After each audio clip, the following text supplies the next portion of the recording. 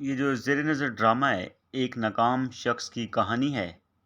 اس ڈرامے میں مصنف ہمیں سپر پاور امریکہ میں انسانی قدروں کی بے حرمتی کی کہانی بیان کرتا ہے، جہاں انسان کی کوئی قدر نہیں اور سب سے زیادہ اہمیت پیسے کی ہے۔ ڈرامے کا ہیرو ولی لومین ایک عام شخص ہے جو یہ عقیدہ رکھتا ہے کہ زندگی میں کامیابی کے لیے اچھی شخصیت کا ہونا ضروری ہے۔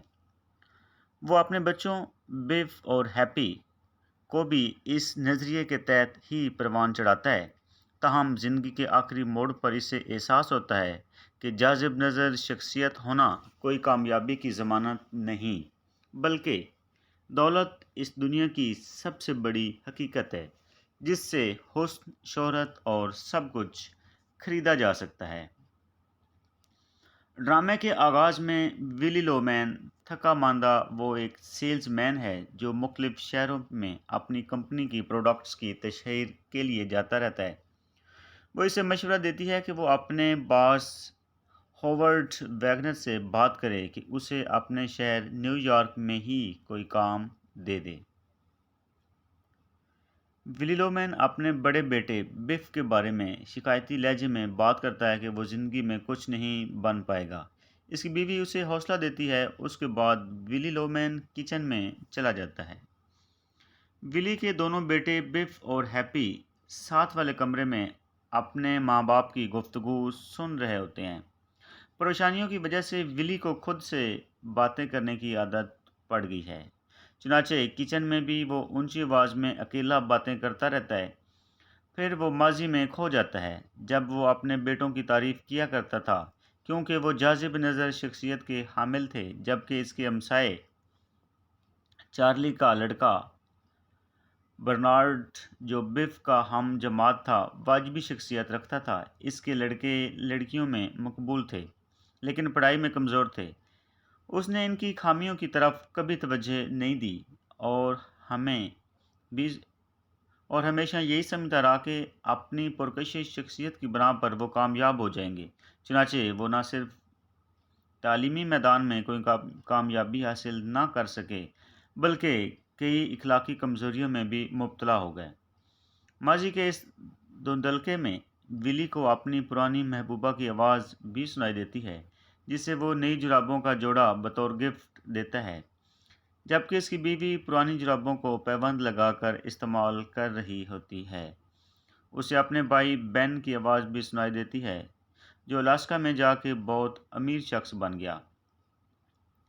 ڈرامے کا منظر پھر ہال کی طرف مرتکز ہو جاتا ہے جہاں بف اور ہیپی اپنی ماں لنڈا سے اپنے باپ کی ذہنی حالت کے بارے میں بات کر رہے ہوتے ہیں۔ اس دوران ولی بھی وہاں آ جاتا ہے اور ان کے درمیان تلخ جملوں کا تبادلہ ہوتا ہے۔ آخر ہیپی تجویز دیتا ہے کہ ولی اور بف کو کھیلوں کے سامان کا کاروبار شروع کر دینا چاہیے اور سرمایہ کے لیے وہ بف کے ایک پرانے باس سے ادھار لینے کا پروگرام بناتے ہیں۔ اس تمام بحث کے بعد وہ صلح کر لیتے ہیں اور سونے کے لیے چلے جاتے ہیں۔ ڈرامے کے دوسرا ایکٹ میں ہمیں دیکھتے ہیں کہ ولی اپنی بیوی کے ساتھ ہنسی خوشی ناشتہ کر رہا ہے۔ رات کو انہوں نے جو پروگرام بنایا تھا، ولی اس سے خاصا مطمئن نظر آ رہا ہے۔ اس کی بیوی اسے بتاتی ہے کہ آج رات اس کے بیٹے اسے ڈنر کے لیے ایک ریسٹورنٹ لے جانا چاہتے ہیں۔ ولی یہ سن کر بہت خوش ہوتا ہے اور پھر دفتر چلا جاتا ہے۔ دفتر میں ولی اپنے باس ہاورڈ سے ملتا ہے جو ٹیپ ریکارڈر پر اپنے بیوی بچوں کی آوازیں سن رہا ہوتا ہے۔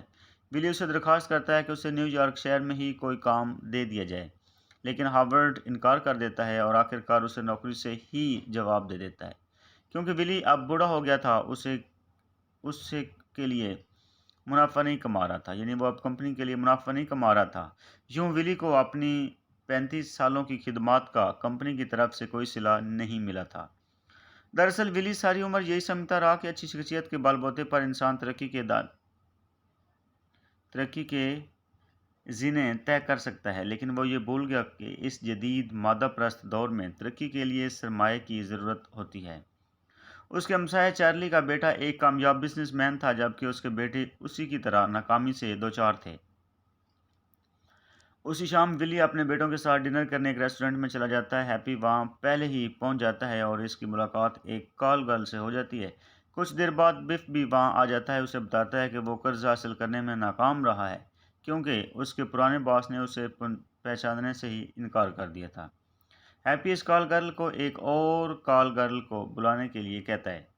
اس دوران ولی بھی وہاں آ جاتا ہے۔ بف اور ہیپی اسے قرض حاصل کرنے میں ناکامی کے بارے میں بتاتے ہیں، جس پر ولی غم اندوہ میں ڈوب جاتا ہے، یعنی کہ اس بیچارے کو دکھ ہوتا ہے، افسوس ہوتا ہے کیونکہ اسے بھی نوکری سے نکال دیا گیا تھا۔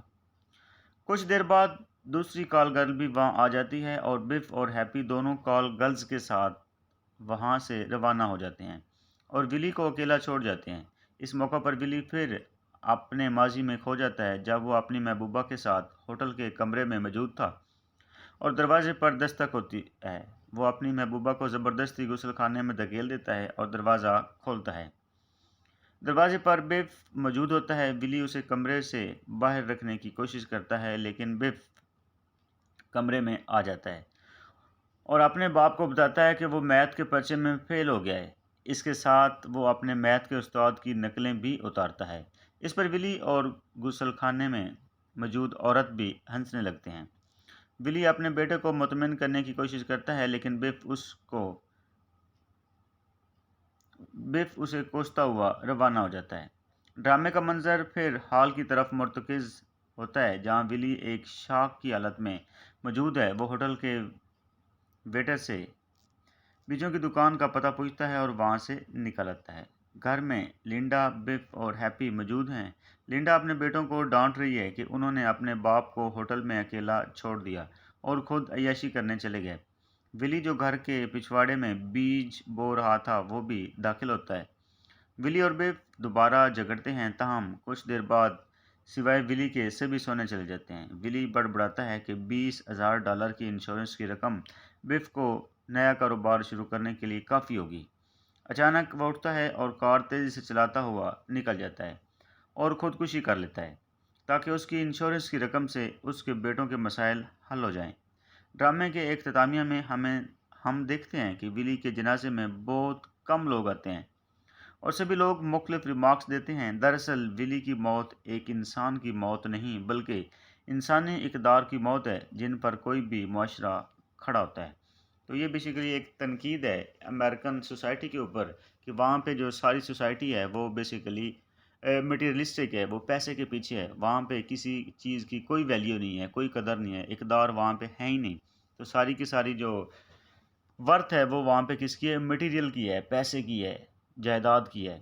تو یہ جو ہے ڈرامہ، یہ بیسیکلی ایک اس سوسائٹی کے اوپر کرٹیسزم ہے۔